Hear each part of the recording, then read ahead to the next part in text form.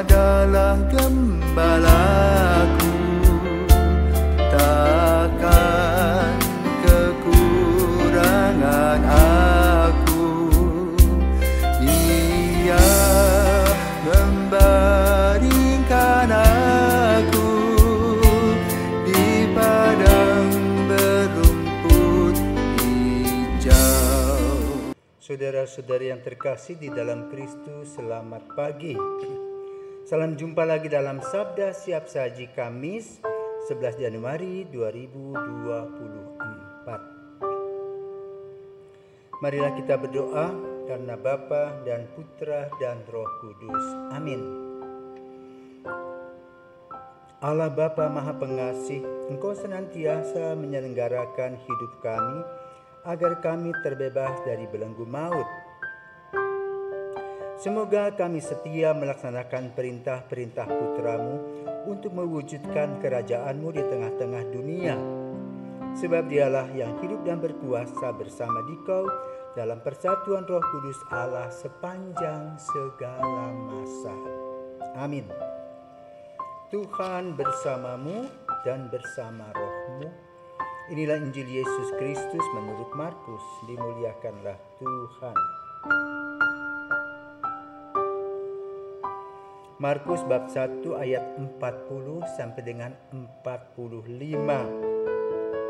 Sekali peristiwa seorang sakit kusta datang kepada Yesus. Sambil berlutut di hadapan Yesus, ia mohon bantuannya, katanya, "Kalau engkau mau, engkau dapat menahirkan aku." Maka tergeraklah hati Yesus oleh belas kasihan. Lalu ia mengulurkan tangannya, menjamah orang itu dan berkata kepadanya, "Aku mau, jadilah engkau tahir."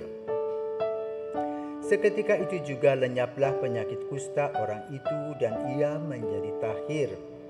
Segera Yesus menyuruh orang itu pergi dengan peringatan keras, katanya, "Ingatlah, janganlah engkau memberitahukan hal ini kepada siapapun.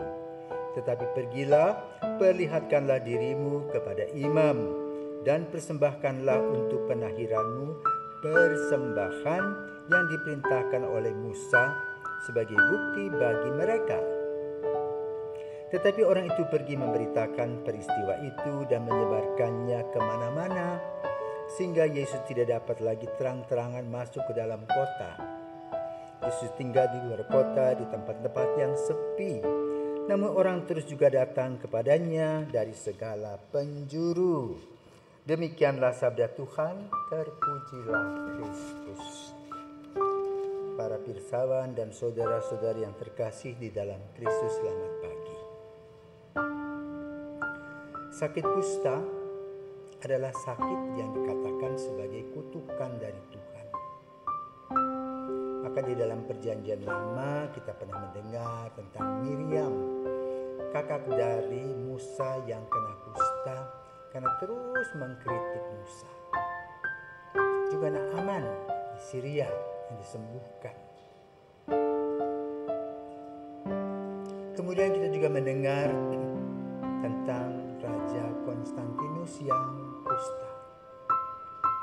Tetapi dengan kustanya itu disembuhkan dan dia kemudian memproklamirkan diri sebagai orang Katolik. Sehingga seluruh kerajaan Romawi menjadi Katolik. Kembali kepada apa yang dialami oleh orang kusta dalam Injil pada hari ini. Bahwa orang kusta tidak bisa tinggal bersama-sama dengan orang sehat. Orang sehat bisa melempar mereka dengan batu. Maka pada umumnya orang kusta tinggal di sebuah lembah. Dan dikelompokkan sebagai orang yang terbuang, pengemis, gelandangan.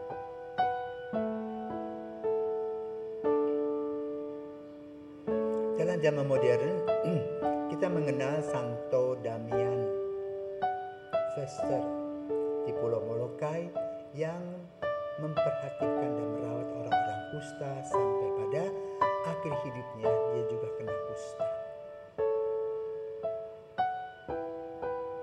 Penyakit kusta tentu mengalami stadium. Ada stadium 1, 2, dan 3. Kalau sudah stadium tinggi, maka ruas-ruas jari bisa terlepas.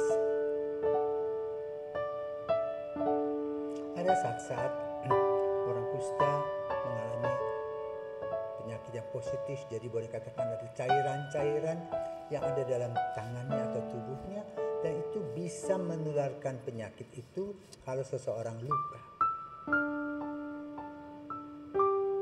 Karena itu ada tata aturan orang kusta pada zaman Musa. Tadi dikatakan mereka harus tinggal di lembah. Dan kalau dia lewat, dia harus mengatakan kusta, kusta, kusta. Kalau tidak, orang lempar dengan batu. Dan dalam Injil pada hari ini, unik ceritanya. Bagaimana seorang kusta bisa mendapatkan Yesus. Dan bahkan dikatakan tadi, mohon bantuan dan berlutut. Lalu apa yang terjadi? Dialog antara orang kusta yang punya niatan sembuh dengan Yesus. Dan Yesus memberikan kepadanya kesempatan untuk mendapatkan kesembuhan dengan tata aturan yang ada yang dibuat oleh Musa, yaitu harus datang kepada seorang imam membawa persembahan. Tapi sebelum dia pergi menghadap imam, ketika Yesus mengatakan, aku mau kau tahir, maka dia sembuh. Betapa dia sukacita walaupun dikatakan oleh Yesus, jangan bilang-bilang. Ternyata dia memviralkan apa yang dia alami. Kenapa? Dia tertekan, dia menjadi sampah masyarakat, dan kini dia dibebaskan dari belenggu penyakit itu. Maka dia mewartakan, sehingga memang dengan pewartaan tersebut membuat Yesus agak kesulitan untuk berjalan. Dan Yesus menjadi orang yang dikenal dan terkenal. Lalu bagaimana refleksi kita? Orang kusta adalah orang yang tidak disukai. Maka kita pun juga tampil sebagai orang kusta rohani. Dalam Injil pun ditampilkan sosok Zakheus yang mendapat dampak dari sikapnya yang keserakahan itu, dimusuhi oleh masyarakat. Kita mempunyai juga penyakit kusta rohani, di mana kita selalu menutupi kekurangan kita, tetapi kita memamerkan kekurangan-kekurangan orang lain. Maka dalam refleksi kali ini, mari kita melihat diri sebagai orang kusta yang datang kepada Tuhan Yesus untuk mendapatkan kesembuhan. Kusta rohani kita harap dibersihkan oleh Tuhan Yesus melalui apa? Sakramen Taubat. Dan ketika kita datang kepada sakramen Taubat, kita dibersihkan dan tidak lagi menjadi orang yang penuh dengan lumpur dosa. Lalu kita boleh mewartakan kepada orang lain betapa hebatnya Yesus yang telah mengisi dan juga menyembuhkan kita. Maka mari kita terus bergaul dengan Yesus, berbincang-bincang dengan Yesus senantiasa dan secara khusus dalam sakramen Ekaristi. Dan doa-doa lainnya bisa bersolio, berkoronka, novena, dan sebagainya dan seterusnya. Selamat berjuang dalam doa dan karya. Tuhan senantiasa memberkati kita semua. Amin.